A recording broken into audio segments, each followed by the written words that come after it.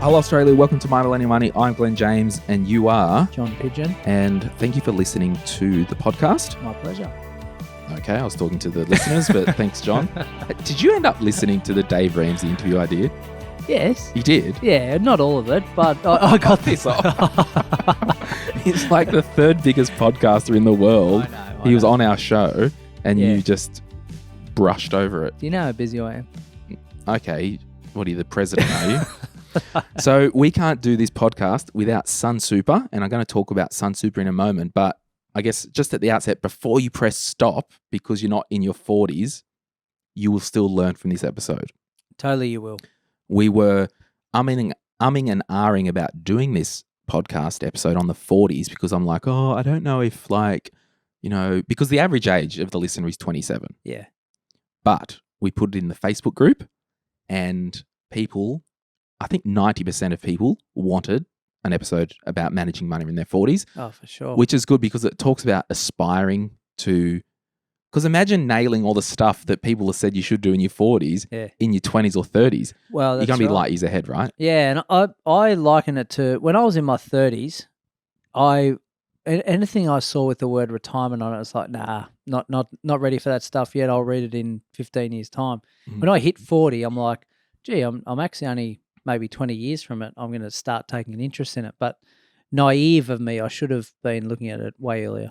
Yeah, so we are recording this pretty much as, if you are listening to this episode on Tuesday, the 14th of July, 2020, Yes. we are recording this on the Friday before. So The motor will be still warm. the motor's still warm. We usually have a couple of weeks lead time with all our production and stuff, but we wanted to jump in, record it, and I thought I'd take the chance while we're talking to you pretty much as live as we can get, Yeah. a bit of stuff that's happening in the M3 community. And excuse my voice if I'm slurring, but I've got some new headphones. If you see on YouTube, we are on YouTube now, and I'm just getting used to them.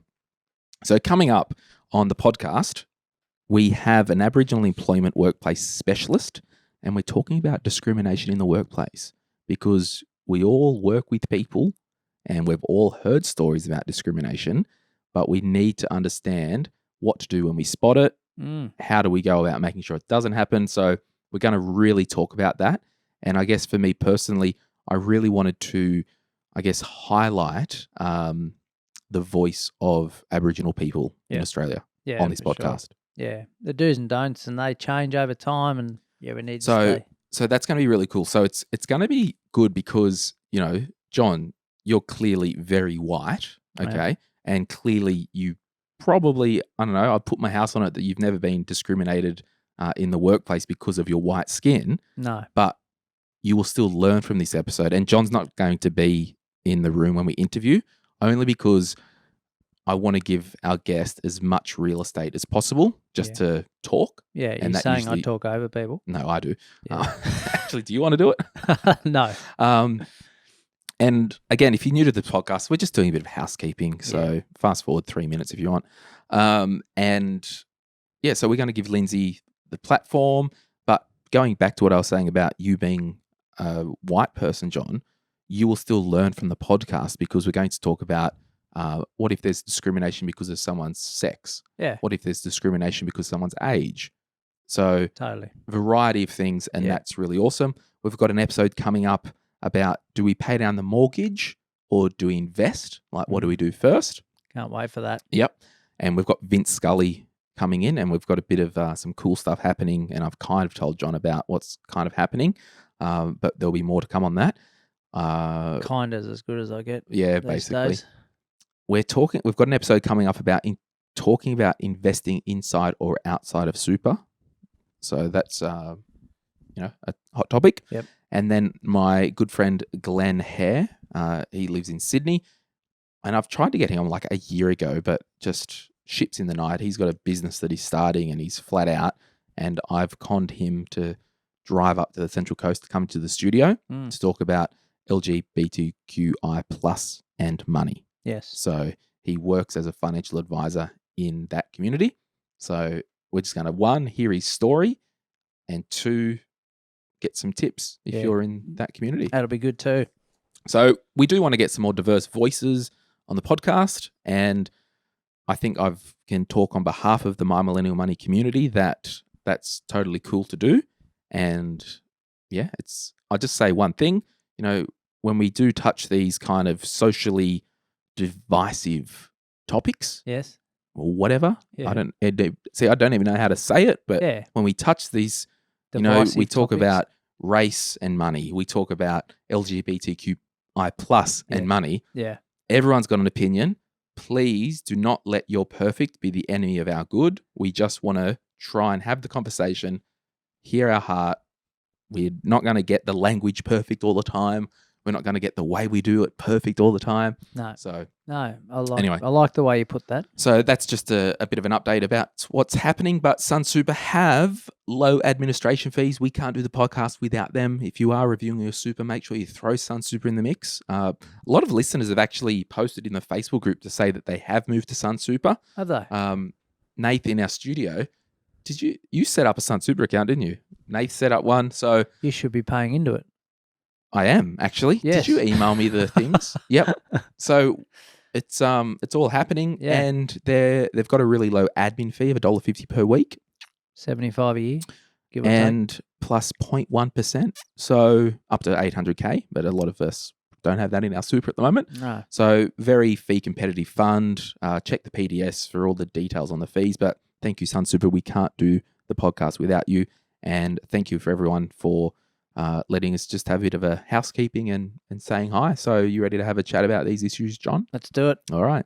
I first want to run right out of the gate with a point that is for every decade. If you're in consumer debt, you need to break that cycle ASAP and get out of consumer debt. Yes. So that's a motherhood statement if you're 20s, 30s or 40s. And if you're in it in your 40s, something's happened. Well, I don't know if something's happened. I think you've just been on autopilot with the wrong habits for a prolonged period of time. Yeah. You've bought into the lie that you need consumer debt to buy crap. Yeah. I don't know, and it's just I don't know if I'll just finish because I want to get your view on this, but I don't know if we can say you've done something wrong, because if you don't know, you don't know. No, I don't think you've done something wrong. It's just, for me, I think it's maturity. By the time you get to 40, you're usually mature enough to realize the rights and wrongs in life. In the 20s, it's a bit more forgivable. 30s, yeah, is a bit of I suppose, a fallout from the 20s. But, without putting an age or a year on it, you usually, maturity level's a little bit higher by then, so you're probably more aware. Yeah. But that was just a blanket kind of thing that I wanted to start with. But what I did, I thought I put it on my own personal Facebook and LinkedIn, and I said, if you're over 50 years old, what do you wish you did in your 40s financially that you didn't do? Yeah. Kate McCallum, who we're actually got coming on the podcast next week's episode, she wrote and said, invest in coaching for my business sooner when I did the additional revenue and lower risk, repaid the outlay within 3 months, and then it was just all upside. Nice. So Yeah. take that risk. If you've got a business, invest in it. Yeah. Bruce Robertson, Nate's dad, said buy more land. Yeah, So- Bruce. Brewy's in his maybe over 55, I think. Yeah, okay. And so he's saying he wish he bought more land. But for sheep and cattle, Nath, or is it just for build houses on? Or Family friends of mine, Debbie and George Bowden from up on the North Coast, said buy another rental property, and if they have to, work another job to pay it off. So increase income and invest more in that in the 40s. in the yeah. 40s. Terry Johnson, colleague of mine, to do more study. It's painful when you're 50, and he wish he did it in his 20s. Yeah, that's an interesting one. Scott Douglas, who you've met. Yes, Hey, Big Scott. Scotty. He's a bit loose, but he's a good guy. He's actually helped listeners of the show. Yeah. He said buy the Glen James spending plan. Did he? Ah, And then Vince Scully from Life Sherpa. I texted him this morning. I was chatting to him, and I said, what do you reckon in your 40s? And he said, well, you're at your peak income. Yeah. If not, you soon will be. So make sure you're even more intentional with your spending. yes. Because realistically, if you're in your early 20s and you might earn 50 grand a year, it's loose, we're having fun, awesome. Yeah. if you have that loose, we're having fun, it's awesome, and you're earning 100 grand, there's a bigger percentage that's just frivolous. Yeah, totally. And I think that's part of what I'm going to say, but I'll say it now, is a lot of clients that I meet that are 40s or even late 30s on really, really strong incomes, as they've got pay rises over time, they've just spent, Yeah, the they haven't lifestyle saved inflation. anymore. Yeah. So that's a really critical one. So I guess how we're framing this episode, and I'll be the first to say I'm not in my 40s, make that loud and clear. Yet. I want to chat to John. You know, he's in his early 40s. He's got kids. Glad you said early. Yeah, that's all right. And I want to talk to you about, I guess, the lifestyle-y things, because honestly, guys, if you think lifestyle has no correlation to money, I don't know what planet you're living on. So that's kind of why I want to talk about the lifestyle stuff with John, and then I'm going to move into the money stuff, and then we're going to talk about kids, and then we're going to talk about health and stuff that matters. So the first point, and I did get John to email me his points this morning, and can you use my email address, not the other one, please? Don't answer that. It's just a comment. And Yes, this bloke. I love the feedback. Someone said, be more nice to John. Yeah. Thank you, whoever that was. Yeah. But I will say, if you're hearing any jokes that I make with John, it means we've it's all good. We've made it. There's been some stuff we haven't put up, but we're good. Yeah, we haven't come to blows. So you said be present with partner and kids. So talk to us about that. Yeah, and I suppose it relates to a little bit about what Vince said in Maxim. You're probably at your highest earning potential, right? Or have been there for a little bit of time or about to enter into that. Usually when that's happening, you can be really up and about and excited about how much money's being earned. And whether it's self-employed or working for wages, if that's the case, there may be more hours being spent in that workplace. So it usually comes at a time, whilst we've got our highest earning potential, it usually comes at a time in life where if we're planning on having a partner and kids, that you're right in the trenches at that stage, right? So you got highest earning potential and you've got family. And maybe would you say it can also be the most time poor part of your life? Yeah, and that's what I mean. That's where I'm leading to, and I say you need to be present, because otherwise it can all just roll into each other, where you work, you come home, you're a bit of a zombie, you're sort of half present at the dinner table, you're trying to read a book as the kids are going to sleep, or to them, I mean, and then you might have 10 minutes with your partner before you go to bed yourself, and then you flake out and do it all again. So I don't want to scare people off that are in their 20s with no family or kids and say don't do it, but I just... Oh, you're doing a bloody good job. Glenn's shaking his head, starting to sweat. But I think you've really got to you've got to define the areas of your life. Now, I don't like to say a work-life balance. I don't think it should be that. It's just a balanced life. So being present means, well, and I suffer from it a bit myself, is when I walk through the door, the phone might still ring and I might have to take that call. Or I call you on a Sunday. Yeah, Glenn thinks I work 7 days a week like him. Well, I do, but I've got to also be present when I'm actually there with the family and getting that quality time with them. Yeah, because you mentioned the family lifestyle cycle and the importance of, I guess, recognizing that. Yeah, and I suppose I can tie that in as well if you want. You've got to be present with the family and the partner and know that they're getting the best version of you through those years, because maximizing those years, especially from the kids' point of view, you only get that chance once. Once they're 18 or even maybe 16, they're essentially moving on from that part of your life. So it's a really important chunk of your life where you want to maximize it from their point of view. But you also got this highest earning potential period as well, because you may have done extra study and you've climbed the ladder or your business has grown. So it's a bit of an interesting part of your life. I think it's so exciting from one angle, but you could also, from the other angle, say, well, no, I'm actually going to bed things down and just be present with the family. Once they're out of their home, then I'll think about growing my wealth or earning more money or whatever that may be. But in my mind, that's too late. But I think you've got to also be aware of your own proclivity to the things that you do. So, for example, sure, I work 7 days a week. Mm. I'm just so wired. I'm a doer. I'm a worker. I've always got stuff I want to do and build. Yeah. I'm really aware of that. And like even I think last Saturday, I had a laptop free day, for example. Yeah. So I think having it front of mind. So I guess what I'm saying, if you are, so it will be really hard for me to have kids. Yeah. And that's probably what I'm leading to there is I'm the same. Like I would work, and Amy would agree with me here. I would work 10 hours a day, 12 hours a day if I had the choice, right? Now, I could still do that now, but it'd be to detriment to my family. And then you've got to ask yourself, well, what's it all for?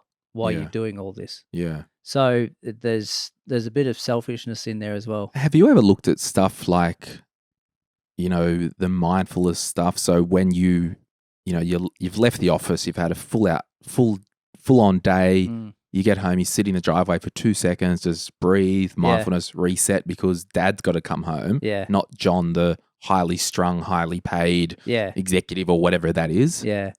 Yeah. Look, and without this being all about me, I think it's I have the ability to transition pretty well.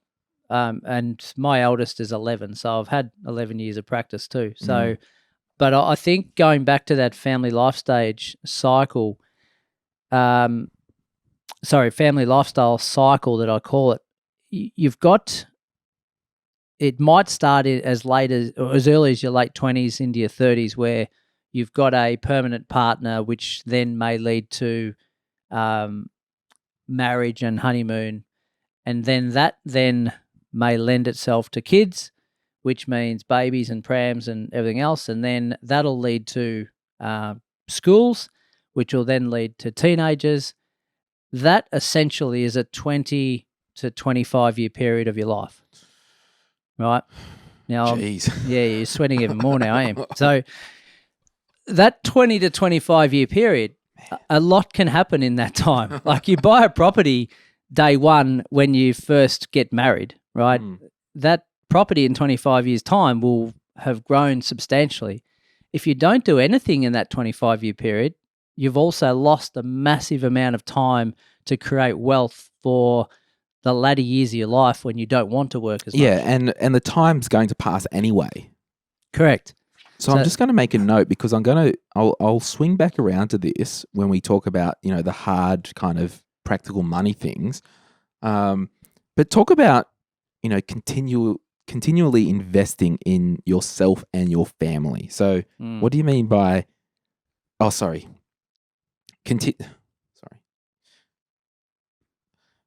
So you say here, continue investing in yourself and financially. So sure, we'll cover the financial part. That's given that we're a money podcast.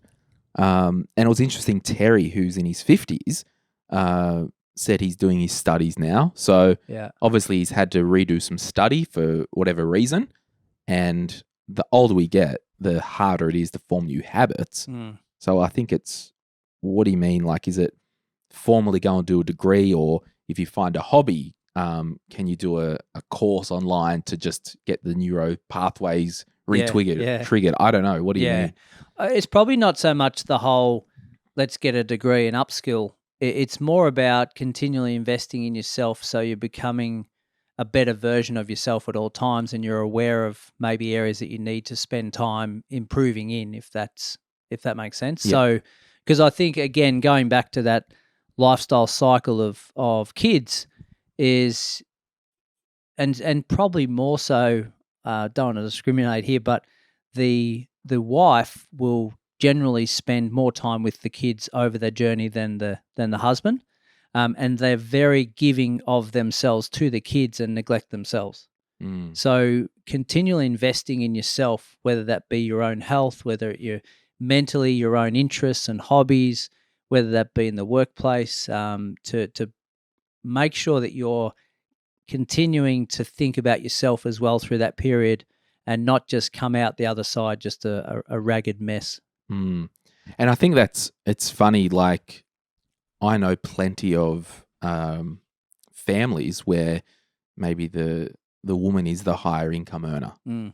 or even could be a same sex household. Yes. So I think it's just important in a relationship, whatever way you slice it. Usually there'll be in one half of the equation someone, most cases, because opposites attract, Yep. then they attack. But Yeah. but I mean, in most cases, there'll be differences in each side of the relationship. Yeah. So I think it's just like knowing, again, the proclivity to, I'm a hard worker, so I won't be here. I'm at Yeah. work. Yeah. And the other partner is at home with the kids. That's right. Who doesn't have the career, quote unquote, mindset. Yeah. But it's you would argue more of an important career in that career of bringing up the kids. Totally. Like it's just understanding and having empathy for everyone who's around you through that period, because and what we're witnessing here is usually in your 20s it's you and somewhat in your 30s it may still be just you to think about. Now it's just a complete different mindset change where you still may have been a giving person through your 20s and 30s, but now not only is it like giving, it's actually sharing. It's growing together. It's expanding on what you've already done. Experiences are not things. Yeah. So again, family lifestyle cycle. You're probably going to be buying prams. You maybe upgrade the car. You might get a caravan. You might have to get a bigger house because of kids or wants or needs. I think if you're thinking about continuing to grow your financial wealth through this period, then a good way to go about it is to provide the family with experiences that don't necessarily cost as much as things that potentially aren't going to get you ahead financially, right? So those things that I'm talking about that may not get you ahead financially is upgrading the car for no reason at all, right? Buying a caravan or jet ski or those discretional the items. $10,000 Disneyland trip. Yeah, so experiences where it might be, okay, we're going away for 2 weeks and we're going to camp under the stars or something like that, or we go for bushwalks, or we ride our bikes, or just giving the family experiences rather than just thinking that a new Xbox or a new iPhone's is giving when financially it can actually ruin people. I'm going to leave your fifth point here until we get into the money part next. But I had a point and I just added it to your list because it kind of fit into the lifestyle section. And again, I'm not in my 40s. I don't have kids, but I've coached hundreds of people of all ages, up to their 80s. And I had a client who was 92 once.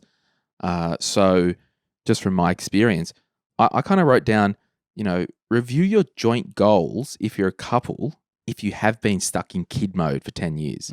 Because how fast does 10 years go, right? Totally. So talk to me about yourself and Amy and the joint goals. And was there a period of time where, we've looked up, it's been 5 years and we forgot that we had this dream or this goal 8 years ago or something like that? Yeah.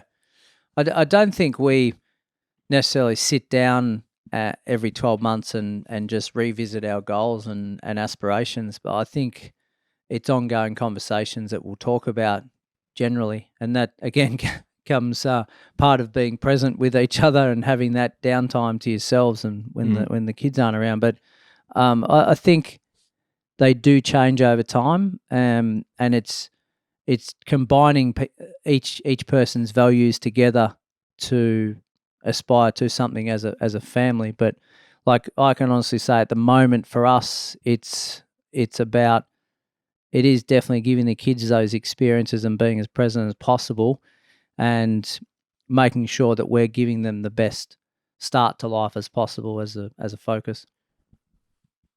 If we move on to the money stuff now, you said reduce bad debt, mortgage, and we'll throw any consumer debt in there as well.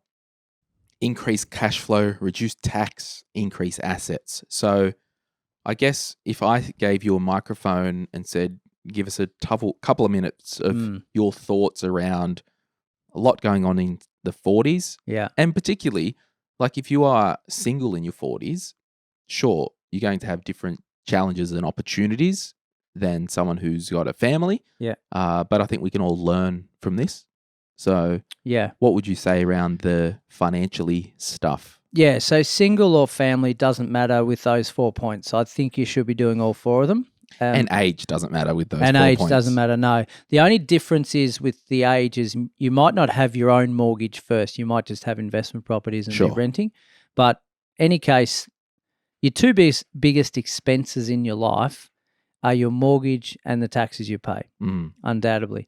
The difference is you don't see the tax you pay because it comes out before you get money in the bank. So I think trying to reduce your mortgage and the taxes is a massive start to your financial future. So if you can continually be doing those two things, then fantastic. But you've also got to increase your cash flow for your life buffers and your and retirement essentially. And then the fourth one of increasing assets is a bit of a byproduct of reducing taxes. You don't go specifically to reduce taxes as a number one strategy, but it's a byproduct of increasing your assets. Yeah, and we'll talk about super. So, for example, if you salary sacrificed 10 grand to super, you might be saving, I don't know, I'll make a number up, 2 grand a year in tax. Yeah. Well, realistically, that 2 grand that you're saving in tax will be invested anyway. That's right. Yeah, for sure. So it's a double-edged sword in a good way. It is in a good way, yeah. And that's the same as your property and your shares. And so you're increasing your assets, you're increasing your cash flow, you're reducing your mortgage, and you're reducing your taxes. Yeah. All four of those, and the critical part to all this is all four at any one time, not one, and then we'll wait till our mortgage is gone, and now we'll go and increase our assets. Yeah, and I want to talk to you about that. Well, I'll first say one of my points was review your mortgage if it hasn't been done in years. So if you've had a mortgage or you've got a mortgage and you set it up with the bank 8 years ago and started a family and you just pay it, I think you need to talk to a mortgage broker and just run their eyes over it and just review. That's all I'm saying. For sure. But on the investment property stuff, and a lot of people want to buy an investment property, if you're in your 40s, and for this conversation, we'll assume that you're in a relationship and you might have 1 or 2 spawn, you know, walking around the house. Yes. Is it hard to get into an investment property? Shouldn't be. Shouldn't be. No. What are the things that you see that people trip up on, I guess? And it could even just be a mindset thing. Like, what's the biggest barrier? Yeah. Because I want you to talk about your online academy as well, because that will talk to the education bit that Terry was talking about. But yeah, what's the biggest barrier? So I think 2 things stop people from investing. And this could be shares, property, gold, whatever. One is the ability to lend or have deposits. And 2 is mindset, risk profile. Right, I've never done it before. It freaks me out, usually because I haven't got the education or the knowledge, so I'll just do nothing. Right. Now, it's the second one that probably stops most people. The risk profile? The risk profile. So I think the finance is, well, if we go back to Vince's point, we're at our highest earnings or getting close to it. So our servicing should be quite strong. If we've got some equity in our own home or we've saved up some cash over the years, we should have our deposits there ready to go. So that side of it generally should be pretty good, unless we've covered ourselves with high car loans, caravans, discretional spending, bad debts, etc. So if that side of it's sorted, then the risk profile is, well, what's the worst that can happen, understanding that, and am I comfortable with that? And then bridging the gap of knowledge, which gives us the confidence to take the step. And I think it's important. It's like, let's build our financial house the right way. Yeah. So last episode when we talked about the 30s, we talked about the sound financial house that I developed to talk with clients. And, the foundations, you want to be debt free, you want to have your protection plan, you want your wills and estate plan. Then you want to, really nail down those lifestyle things. It could be start a family, it could start a business. Yeah. Then you want to do your investing. So I think it's just important to really understand, like, yes, we want to look at some lifestyle goals, but I think it's different to say buying a caravan is just a really bad want as a luxury, as opposed to as a family, we would value buying a caravan and driving around Australia for a year. Yeah. I don't know if you kind of get what I'm saying. Yeah, So totally. it's like, so I guess what I'm saying is, if the goal is we want to get a caravan just because it's a luxury and we might use it once a year, Yeah. worry about getting your investing underway first, Correct. because it will be harder to invest once you commit your cash flow and your savings to things that are luxuries. Yeah. And hire a caravan for a week a Or year. whatever. Yeah. Yeah. So I don't know if that came out right, but No, that's absolutely correct. Like, I know people that, and I love them for doing this. They buy a caravan, go and travel around Australia for 12 months and rent their home out. Like, they're actually making money traveling around is the there country. a caravan boom at the moment? Because my parents just bought one and they're 65. Yeah. Like, every client that I ever kind of met in their 60s, or I won't say that because it's being dramatic, but Yeah. probably 50 to 70 to 80% of people retiring wanted to buy a caravan. Yeah. I'm now seeing young families want to do the caravan thing. Yeah. Is that because, in your experience, travel and accommodation is just way too expensive? Yeah, I think a number of things, like they're over camping, like as in putting up a tent. They got 3 kids and they want to keep them safe at night, and it's less hassle while they've got kids. And then obviously because of COVID, not many people can get on a plane, so I can travel 2 hours up the road instead, hook a caravan on. But yeah, that's my. And if someone educated asks guess. in the Facebook group and tags John, just ask this question: tell us about your caravan rental business, John. we don't have time for This that. wasn't geared towards No, it. it wasn't. No. Okay, so I guess just to bookend that little part, make sure, if you do want to invest, make sure you really work out the trade-off first. It's like, absolutely, we want to do X, but yeah, it's probably more of a luxury. Yeah. Let's get the investing campaign sorted first. Yeah. Then we'll swing back around to luxuries. That's right. Yeah, and it's a little bit of I like to compare it against going overseas as well as buying an investment property. Do I buy it first, get it done, and then go overseas, or do I go overseas first and then try and get it when I get back? Like, it's usually on the education thing, you've got an online property and I guess finance academy. Mm-hmm. Just give us a 30-second elevator pitch and I'll move on.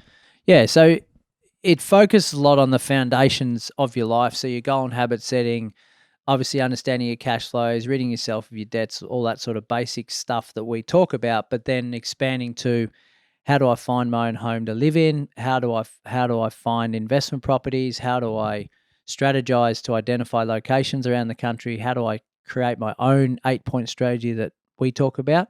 And then rounding that out with a longer term wealth plan. And we'll put a link in the show notes, but I think it's not more than $350, is it? Nah, $320. I think. Yeah, sweet. Yeah.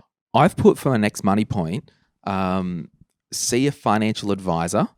Okay. And it goes back to the risk profile and the unknowns, because some of you might only be 10 or 15 years away from age 60. So you need to get in the room with somebody and say, hey, by this age, this is what we want it to look like. Yeah. You've got to act it now. Yeah, totally. And they'll help you with the tax side of it, whether we invest in super, whether we pay down the mortgage. They'll model it out. They'll pretty much say, okay, you've got $500 a month left over. I'm just making up a number. If you put $500 a month onto your mortgage, this is the net result. And then they can run another scenario. If you put $500 a month into super, this is the net result. Yeah. They might do a third one. If you did $250 a month into super and $250 a month onto your mortgage, this is the result. Yeah. So you don't have time when it comes to strategy and investing once you're into your 40s Yeah. if you really want to maximize that investing tax optimization. Yeah. So the reason I want you to also see a financial advisor is I want you to prepare, if you have not done already, a love letter for your family. Yes. And do you know what the best love letter is, John? I will. Nah, that's a bit boring. I want to be a bit more dramatic. Open the love letter. And the first words are policy schedule. Yes. Life insured, John Yes. Pigeon.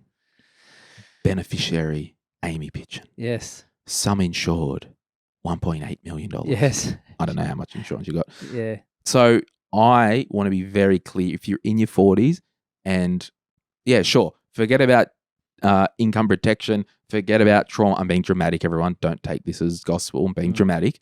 Forget about trauma. Forget about bloody get life insurance. And if you want an example of what life insurance can do, there's an episode. We'll put this in the show notes if you're listening, Jess and Nath. The episode I did with my friend Mel Forsyth. Because if you were in the studio, you can actually see a little photo of Simon there. I don't know if you can see it. He was in his early 40s. Heart attack. See ya. Yeah. And the difference of him having life insurance changed their life. Yeah. Financial So stress. please, you need to, as I said, forget about all that other insurance. Like if you're tight ass and you don't want to pay for insurance, that's cool, whatever. Death cover. Yeah. Get your life. If you've got debt and dependence. So Yeah. And just on that, from a personal point of view, I think TBD is even more important in my view because the person's still around. Totally. Now, so it's an extra, it is a burden, isn't it, really, when you've got to look after that person as well as be financially secure. Yeah, but I think the reason I just kind of be dramatic, forget all that, if you just do anything, just do death cover. Yeah. Because if you died, that's even more dramatic for your family. Yeah, that's right. Where if you were completely disabled and couldn't work ever again, I mean, it's still bad if you weren't insured, but if you were disabled, for example, and you had to get a ramp installed or you were quadriplegic or something, had a horrendous accident, you still might have a chance to generate an income. That's what I'm kind of saying. You're still here. Yeah. So, and again, please don't make your perfect be the enemy of my good when I'm trying to say this stuff. The reason I want you to see a financial advisor as well, if you've got old super products or any other legacy products like whole of life policies, there are some old life insurance policies that are probably not competitive. There are old super policies, like if you're in your 40s and you've still got the old fund that your employer set up for you in 1992, you're probably paying 2% more in fees than what you need to. Yeah. There's a chance. And the default super too. Default insurance. There are old AMP products, and it's nothing against AMP because it's fact, where they had a contributions fee. So you put money in and there was a 5% fee. Wow. How is that legal? Oh, well, yeah. It's just, but they're just not around anymore, those products. So you just really have to review that. I want you to talk about, well, I want you to talk with your spouse and with your financial advisor about the spouse contribution to super and the co-contribution for lower income earners. So if there was a relationship and your partner is a lower income earner, if they put $1,000 of their own money in or the household money into their super, they would get $500 from the government. So that's just an extra bit of free money. Easy. And also if and you'll have to look at the ATO website, just Google spouse contribution and co-contribution because they'll have the exact thresholds. The spouse contribution, if the lower income earner spouse has a super fund and then the higher income earner spouse puts $3,000 into their super fund, the higher income earner will get a $500 tax offset. So easy. There are ways with super, particularly if there is a stay-at-home parent or someone who just is happy to chill and not work a full-time job. That's all good. Yeah. So just can I just go back a little bit there? Yeah, sure. Just on that, through your 40s, if there is one of you staying at home or just maybe working 1 or 2 days a week, how much of an impact that can make on your lending? Like you spoke or asked about the two biggest issues, and I said lending and risk profile. I had an incident about a month ago where the stay-at-home mum was working 1 day a week, and the husband didn't actually put that in as income for borrowing, right? Just left it off because it was a bit of casual income and it wasn't. Oh, they didn't think it was material. Yeah, didn't think it was a massive issue. In any case, that we then found that out and added that back in, and it went to a second day a week, and the difference was about 100K in earnings in borrowing in capacity. borrowings, because that tipping point of running costs of your life versus surplus funds was her 2 days a week. Mm. So that's what bumped it up so much. So just understanding that as well. It may mean, if you can manage that couple of days a week, the rest at home versus the whole daycare thing. And here's one as well, and I can't talk about daycare because I don't know that much about it, but in terms of money stuff, if you are a family and you've got a Prado, talking about John. So if you are in your Shout out 40s, Toyota. and so if you are a family, there might be a lower income spouse, primary breadwinner, and then you've got the Prado, and you've got the loan for the Prado, and the Prado payment is $1,200 a month or whatever it is. Yep. And the lower income partner's working 2 days a week part-time, do the numbers, and you probably see that the lower income earner is just working to pay the car payment. That's right. So just really have a look at your life when you look at it that way. Yeah. It's like, if we didn't have a car payment, could the lower income earner just be a full-time parent? Yeah, but they are a good drive. I've heard. Yeah. Yeah. Yeah. No, it's getting things in order, and just as a global look at it, fast forwarding your life 10 or 15 years and saying, well, if I had to look back on that, what would I have changed? And I think, like you messaged out the 50s and what they would have done differently.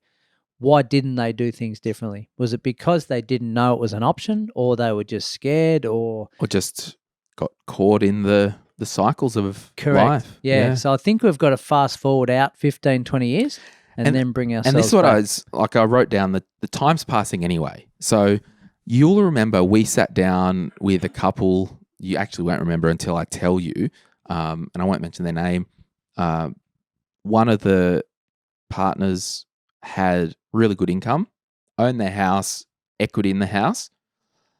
They, all day long, could have purchased an investment property, did a tax withholding adjustment with their employer. So, and basically what that is, if you get an investment property and there might be some gearing and you might get a $10,000 tax return at the end of the year, make an adjustment with your employer so you get an extra $200 a week in your pay. So it kind of keeps the cash flow happening. Yeah.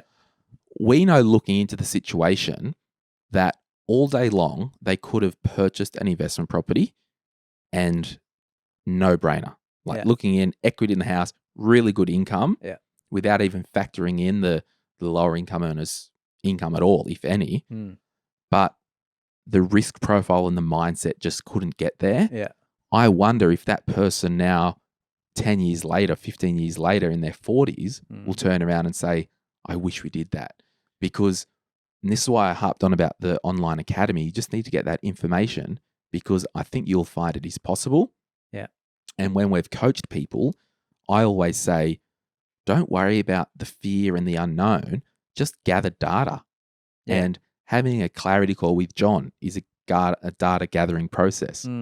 Chatting with a mortgage broker to say, hey, if we did this, is it possible? Yeah. You don't have to do it, but you're just getting data. Yeah. And then you just lay it out on the table, go, okay, here are some options. This is possible. Yeah.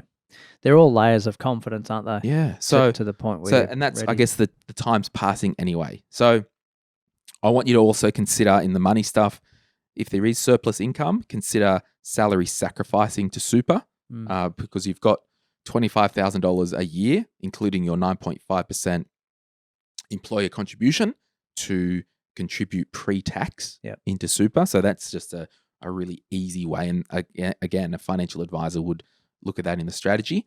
I want you to consider, and the advisor would help with this as well, investments in your own name to bridge the gap between your preservation age, and I'll explain this when I finish, and the retirement age of your choice.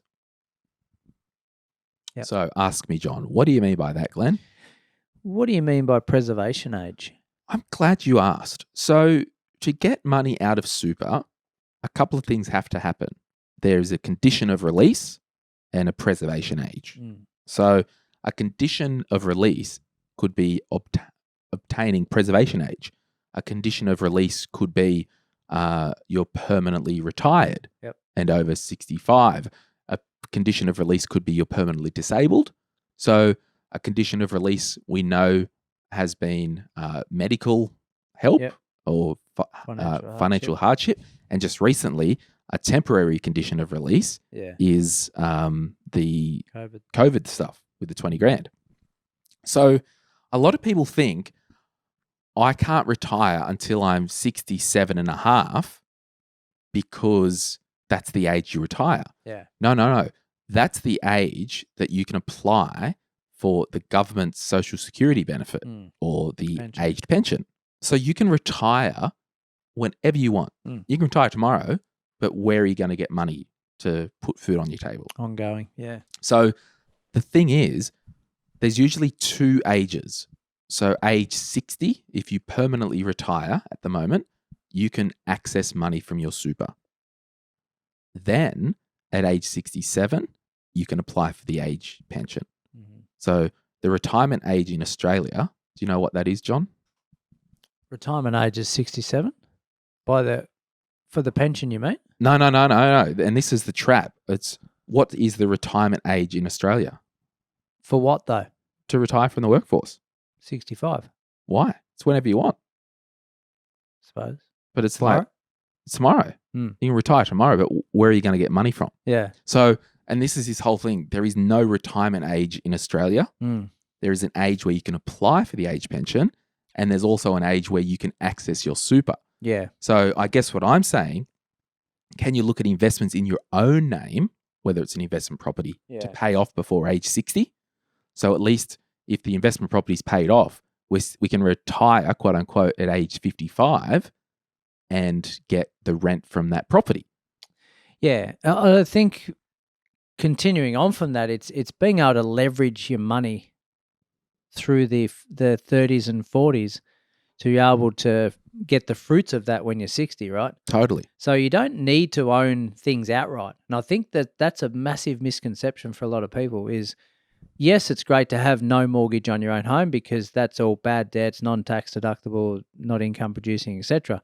But investment properties, you could have 5 properties that are leveraged at 50%, meaning you got a 50% debt against them, and all giving you $100 a week cash flow, right? There's $500 a week coming into your life, but you've still got a 50% debt on that property.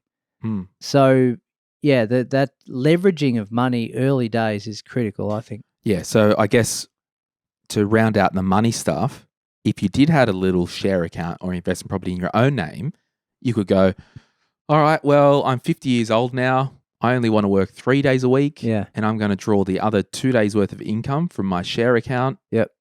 Or the dividends off my share account. Then that will deplete when I'm depleted over the next 10 years.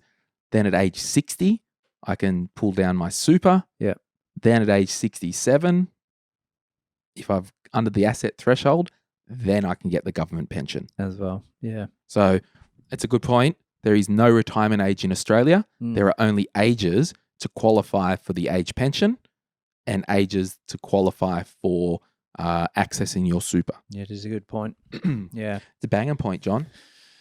So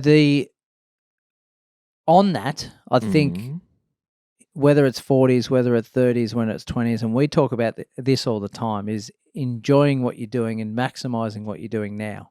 Totally. So if you're in a job that you're disgruntled with or stressed or the boss is annoying you or whatever, change it, right? You've got the power to change that, because in 20 years' time, if you look back and say, well, why did I stay in that position so long? It's your own fault. Mm. So without being too harsh, that's where you need to make changes now. So now I want to talk, John, about kids. I'm not really qualified, but just some observations that I've made that I'll bounce off you. And probably we've only got another 15 minutes or so of this episode. Okay. So I want to know is, we've talked about all this money stuff in your 40s. I want to have like the generosity discussion and charitable giving. And within your household, can you, if the parents or even if you're single, like, have you actively gone, I need to be generous? And can you use that if you do have kids to be a bit of a teaching point that we don't just spend all our money, we don't just invest all our money, we donate some of our money because of these reasons? Yeah, I think so. I think if you're critically looking at your own self, kids are the best moral compass you can have, because when you're around them, you've got to be the best version of you. Do they pick up any hypocrisies? Totally. Yeah.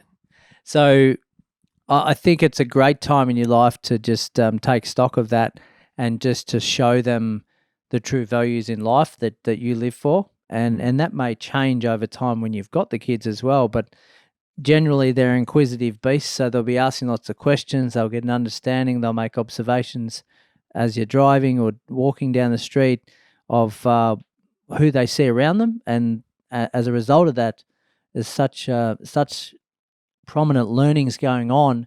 And one of those is obviously giving. Now, that can come in a number of versions, as you know. Yeah.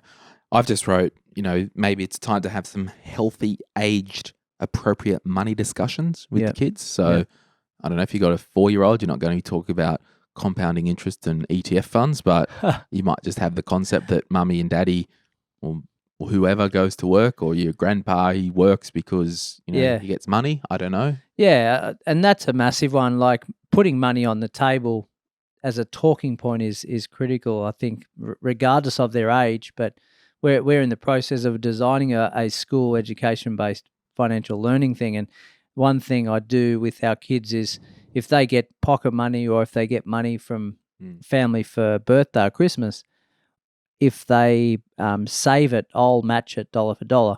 So that gives them the philosophy of that. Yeah, that's good, because my next point was cars. I was talking Grace, my niece, and my nephews Jeffrey and James were in the studio the other day, and we put a funny video up on, I think it's on the YouTube and in the Facebook group. And, I said to Grace, like, what are you going to do about a car? Because you're 10 years old now. Yeah. You might want a car in 6 years. So I kind of have the suggestion that talk about the car savings account, maybe at whatever age, 10, 12, 13, and then do the parental match. So, hey, if you save $3,000 for a car, I'll match it up to $5,000 or something like that. So, yeah. And we're actually, with my 11-year-old, we're having the discussion of house, not so much car. Although he wants a car, we're talking about, how can we actually buy a house? Perfect. So whatever it is, it's just, if you're putting money aside versus spending it discretionally, you're going to come out with a better result, aren't you? Yeah, and I guess it's just some regions, like, when you've got a 16-year-old and they've got their Ps, there might have to be another car. So whether you fund that, and actually, John, that's really interesting. Maybe the parents make the decision, we would rather educate the kid, have them save to buy a investment account, shares, property or whatever. Yeah. And we'll just flick them a car as a gift or something. I don't know. Yeah. Like, just hang your hat on. Obviously the money's got to be there, but the big thing is I want the kids to save for an investment. And if you want to save for a car, if you save $2,000, we'll match it up to $5,000 or something. I don't know. Yeah, we'll carve it out of that bucket of funds that they've been saving for the last 15 years. That's a good discussion. Yeah. And I'm kind of writing, like, there's a lot of people that listen, might be in their late 40s, that have working age kids in the house. maybe develop. Number one, I wrote down a bit of a flight plan, like as in, and maybe it might just be for the parents, but like you and Amy might chat, when your kids are in their mid to late teens, what age do we kind of want these kids to spread their wings? Sure, we're happy for them to be in the house if they are studying, but if they are working full time and don't do the uni route, you're out here by 26 for your own good or something like that. Yeah, yeah. And I think personally, we're very open-minded about the kids' education and where they want to go. Like university is not a be-all and end-all.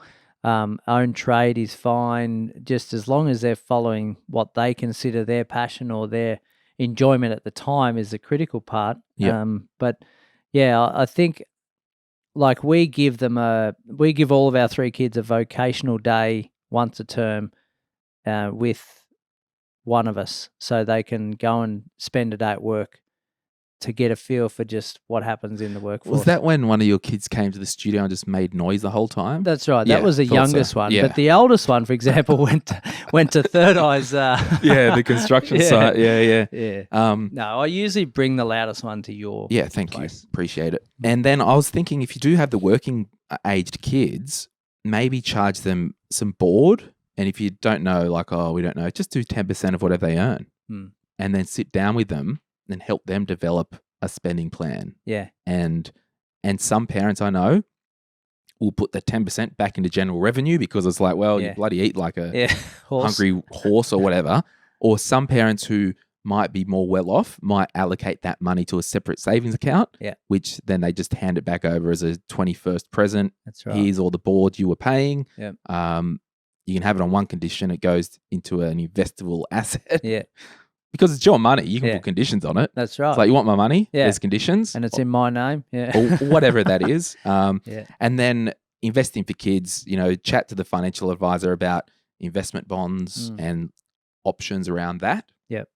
And I sat down with a financial advisor a few years ago. Oh, did you? Yeah, mapped one out. Right. And so we've got all 3 kids in one of those. And how was that experience? It was amazing. Absolutely first class. Right. I'd recommend him if he was still practicing. Oh, who was that?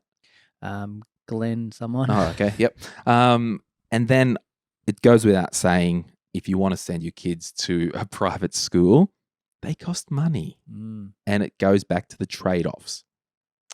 Yes. I did an exercise with clients of mine who are also clients of yours back in the day. $467,000 it was going to cost in after-tax dollars for their 3 kids.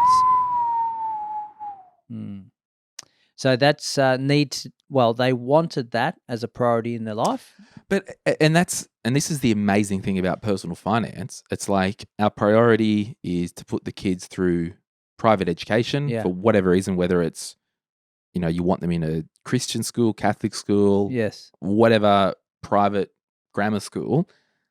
And we know our first investment is pumping 35 grand a year into schooling. But the freaking second that those kids leave there, that 35 grand a year is going into assets. Yeah. Yeah. And we've had that conversation. They need to spend, or they need to earn conservatively 700 grand to get that 460 odd grand. So there you have it. I want to move on now, and that's the kid stuff. And again, this episode, we're just throwing stuff out there that you can think about, get the cogs spinning. And I've titled this little section, Health and Stuff That Matters. Health and Stuff That Matters. So, firstly, if you have not been to your GP for a million years and you're in your 40s, please go to your GP and say, I'm in my 40s. I haven't been to a GP. I don't know how to spell GP.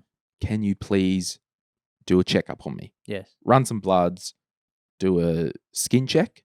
Yeah.